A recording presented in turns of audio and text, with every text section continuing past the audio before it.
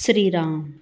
साधक हो, सध्या आपण सद्गुरू श्री ब्रह्मचैतन्य गोंदवलेकर महाराज यांच्या परंपरेतील साखरखेर्डा येथील संत परमपूज्य श्री प्रल्हाद महाराज यांचे श्री देवीदास अमृत मोहरीला लिखित संक्षिप्त चरित्राचा आस्वाद घेत आहोत.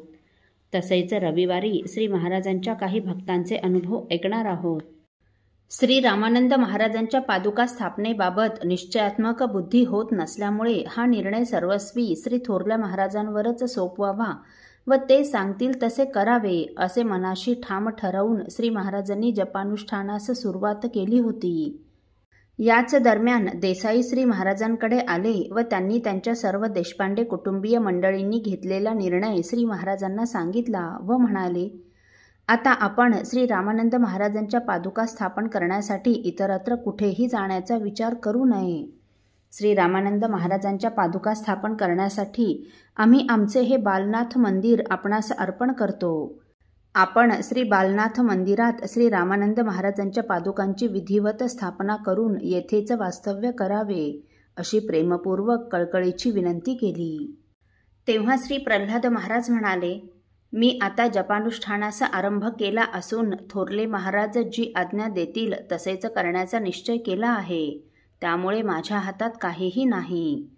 हे श्री महाराजांचे निर्धाराचे बोलणे ऐकून देसाईंनी श्री महाराज आता फक्त श्री थोरल्या महाराजांचीच आज्ञा पाळणार आहेत, तेव्हा आपण मालाडला थोरल्या महाराजांकडे जाऊन त्यांच्या कानावर ही सर्व हकीकत घालावी व श्री प्रल्हाद महाराजांचे मन त्या दृष्टीने अनुकूल होईल असा प्रयत्न करण्याचे ठरविले. त्याप्रमाणे श्री देसाई यांनी मालाडला जाऊन वाणी अवतारातील थोरल्या महाराजांच्या कानावर ही सर्व हकीकत घातली व म्हणाले, प्रल्हाद महाराज अन्य कुणाचेही ऐकणार नाहीत, तरी आपण त्यांना योग्य तो आदेश द्यावा.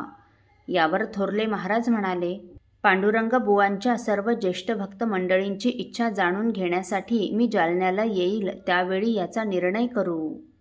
त्याप्रमाणे काही दिवसांनी थोरले महाराज जालन्यास आले. त्यांच्यासोबत रामदास तांबे आले होते.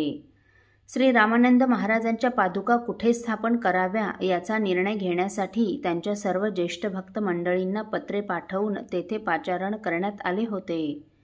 त्यानुसार साखरखेर्ड्याहून देसाई देशपांडे, राजाभाऊ देशपांडे, उत्तमराव देशमुख शेंदूरजनकर, त्र्यंबकराव देशमुख संगमनेरकर, बाबाजी मेरेकर, अंढेराचे गोपी शेठ, बापूसाहेब वारेकर, अप्पासाहेब कुलकर्णी, गणपतराव उर्फ बंडूमाई, पुरुषोत्तम भाऊ ही सर्व मंडळी श्री प्रल्हाद महाराजांसह जालना राम मंदिरी एकत्र जमली. थोरल्या महाराजांसाठी व या सर्वच भक्त मंडळींसाठी नानाचार्यांनी सर्व व्यवस्था अगदी चोख ठेवली होती.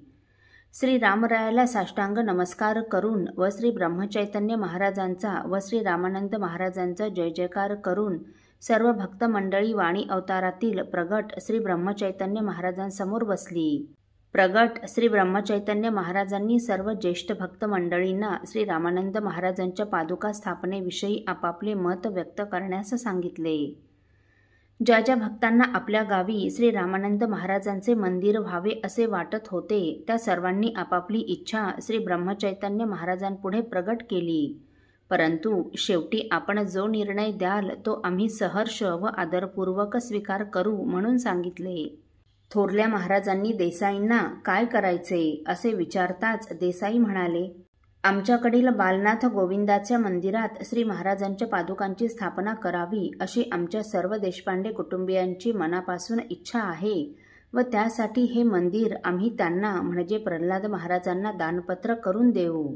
पुढे म्हणाले, परंतु शेवटी आपण द्याल तोच निर्णय आम्ही मान्य करू असे सर्व देशपांडे कुटुंबियांच्या वतीने त्यांनी थोरल्या महाराजांना सांगितले. हाच प्रश्न थोरल्या महाराजांनी श्री प्रल्हाद महाराजांना विचारला.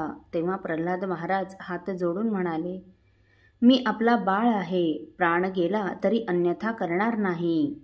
हे वाक्य ऐकून थोरल्या महाराजांना गहिवरून आले आणि त्यांनी यावर निर्णय दिला की पांडुरंग बुवांच्या पादुकांची स्थापना श्री गोविंद बालनाथ मंदिरातच करावी.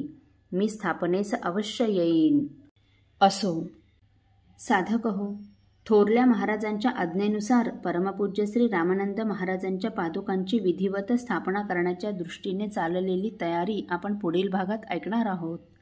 श्रीराम समर्थ. आपल्यातील कोणा श्रींच्या भक्तांना श्रींचे काही अनुभव आले असतील तर कृपया आपण मला ते 9422843253 अथवा सुनील दादांच्या 9892608401 या व्हॉट्सअप नंबरवर कळवावेत अशी नम्र विनंती. श्रीराम समर्थ.